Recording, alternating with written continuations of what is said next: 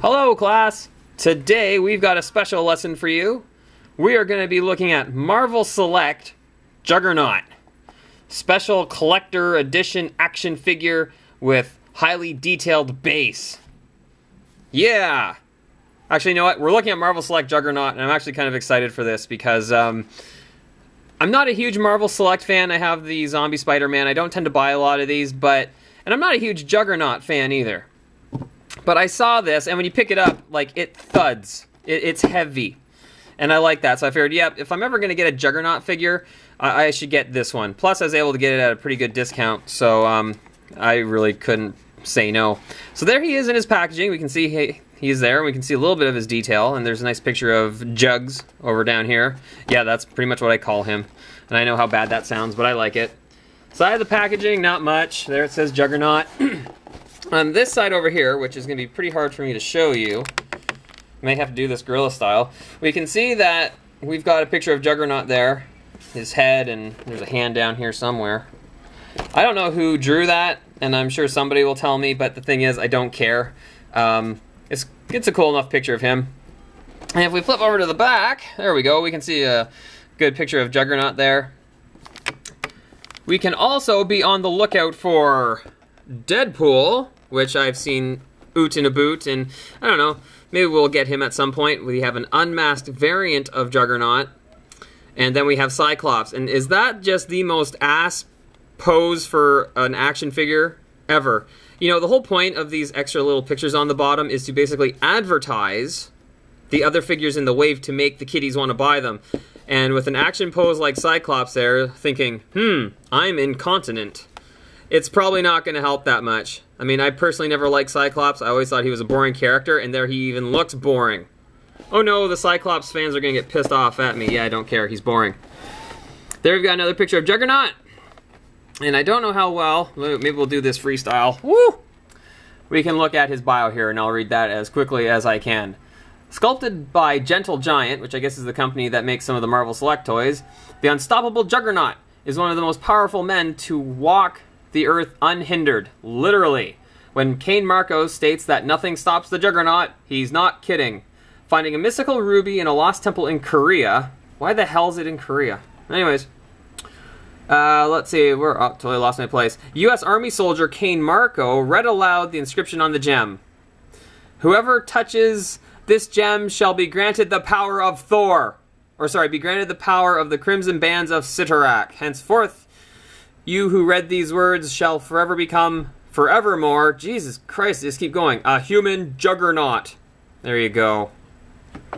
Charles Xavier's half-brother became an unstoppable force soon after joining Magneto in the fight against the X-Men and anyone else that dared stand in their way. I think that Juggernaut has worked with Magneto, but I didn't think they were like an item or anything. Or BFFs or anything like that. Like, I mean, Juggernaut's not a mutant, and I don't think he gives a damn about mutant causes, so I mean, he's probably been fought alongside Magneto at some point, but at any rate. So there we've got Diamond, Select Toys, the Marvel logo, your comic shop locator service, assuming you can't find a comic shop in your area. That's our packaging for Juggernaut. Ugh, this thing's huge and heavy. That didn't sound good either. So what we'll do is we're going to open this up, and we shall have a closer look at the Marvel Select Juggernaut. We'll be back in a minute. So, here we have the unstoppable Juggernaut, as opposed to the stoppable Juggernaut. And I'll give you a quick 360 view of this big-ass figure before we talk about more of the details. I'll keep circling that around. I don't think Kane Marco is Juggernaut anymore as of the time of this filming. It's Piotr Rasputin, the Colossus, whom I call Colossonaut now, because he's, you know, Colossus but the power of the Juggernaut. And on the web they called him Juggerlossus, but I think that sounds stupid, which means it is. They should call him Colossonaut. Anyways, before we go into more looking at this figure, there are a few things I want to show you. And the first thing is the extra little bit that you get in the packaging. Some of the stuff in the packaging. We have this thing, Marvel licensed product, Diamond Select Toys. So it came in there. So, you know, they've got the extra figures and crap that you can get. bunch of them here. Colossus might not be bad. They need to make a Colossus version of Juggernaut. That'd be interesting. At Disney Store. Makes me want to cry. I hated that whole Disney buys Marvel thing. It pisses me off to no end. I'm just waiting for Marvel to really start sucking. We'll see when that happens. Although that Spider-Man looks kind of cool, but also at the Disney Store. The wife likes to go in there to look for Stitch toys, so maybe I'll see it in there on occasion. But anyways, we've got that, and this picture's awesome because it's by Mark Bagley, and Mark Bagley is excellent. So, we have that, but not anymore. The other thing that this figure came with, and we saw it on the packaging, is highly detailed background. So we'll look at that. We've got this, and it's actually in two pieces. We've got this shit piece of cardboard, which we had to fold a little bit. And here we got an explosion, I guess, and the sky and the clouds and all that crap. And on the back, so we get two backgrounds. We've got this kind of cityscape that looks like it's from Marvel Zombies or something. We've got some destroyed buildings, and obviously there's a fight going on here, and there's a raven or a crow. I don't know the difference. I'm not a bird watcher. How the hell would I know? I know a robin when I see it, a blue jay. That's just about it. And then there's a big skull here, and that skull is pretty large, all things considered. So maybe Juggernaut just beat the crap out of somebody large like Hulk or something, which is unlikely, because I don't think Juggernaut could beat the Hulk. But anyways, and then we have this second piece, which is a second kind of plastic thing, which is our holder. It's got some kind of serial number on it. And we can see they put some detail in this. It looks like it's concrete that's kind of been roughed up, or rock of some kind, which is kind of nice. Like, they put some effort into that. So what we do is we take our shit piece of cardboard and we put it into the plastic, and we have our background, which is nice. So what we do is we take this awesome, highly detailed background and we put it behind Juggernaut here. And now it looks like he's had an ass explosion.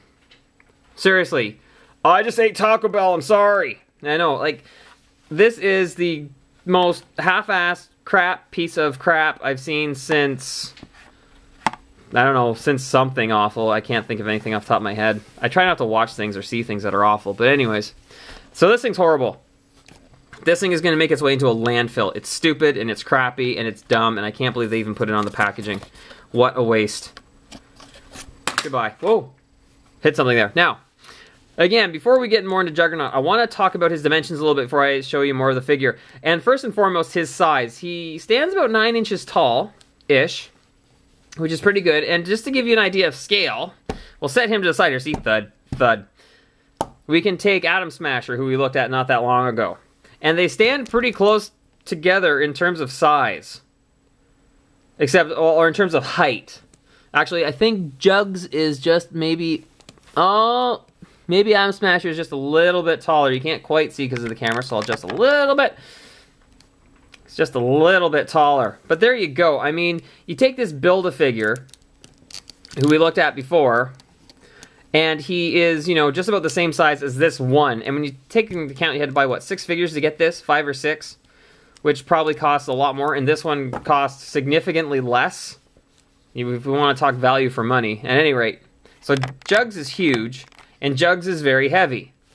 So if we grab our digital scale, which we looked at before with the Tankard of Terror, I think it was, we can turn this sucker on. And we're going to leave it in terms of pounds and ounces for our American friends. We're going to stand him on here. I don't know how well you can see that. You probably can't too well. But it says 2 pounds, 6.2 ounces. So it's what, about 2.5 pounds-ish? And I'm even going to do something for our Canadian friends, which I'm friends with. How well can we see that? 1.084 kilograms. Dude weighs over a kilogram.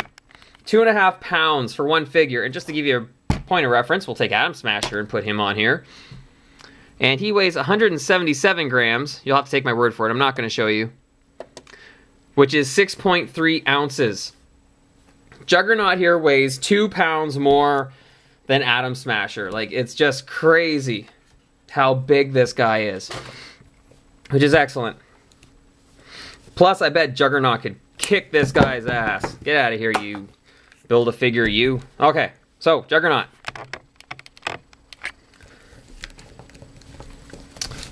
So I guess actually what I want to talk about is the texture for this figure. And what's nice is that even the camera can show it. Maybe it's because he's so big. But, obviously we can see how weathered his skin is. His helmet is supposed to be the metal, and it's weathered, and we can see the big smile in there, which he frequently has. And let's face it, if you were a big, unstoppable dude who could just run over things, you'd probably smile a lot too. I know I would. I would go to work like that every day. And he's really big and he's scary. And he's got the armbands. But the thing I like about him is that the darker brown spots on, or parts on him, so his helmet, his chest, his legs, it doesn't look like the typical spandex that heroes wear, but it's not metal either, because metal wouldn't move. It looks like it's really thick, heavy leather that he's wearing. Except for whatever reason, his ass is shiny. His ass is smooth, but the legs are textured. Can someone explain that to me? No? Class, help? No? Okay. But we got this really awesome kind of leather look for a lot of his body armor, which is nice. It's not that typical spandex, which is awesome. And even the metal on his arms, his bracers, his kind of brass knuckle bits here, they all look like they've seen some punching. He's punched a lot of hard things with these, and that's very, very cool. I mean, we can see the definition of his thumbnail there, the bits where his thumb knuckle is. Like, there's so much detail in this figure. He's got abs, which is important for chicks, I suppose. I don't know if guys care about guys having abs, but anyways, that's important. We got the boots, which are typical, and even the treads. Like, he's got some pretty serious treads on these boots. And where did he get these boots? Does anyone think about the logistics of that, where superheroes get their costumes? I know for a while the Fantastic Four made costumes for Spider-Man, but who the hell makes a costume for Juggernaut?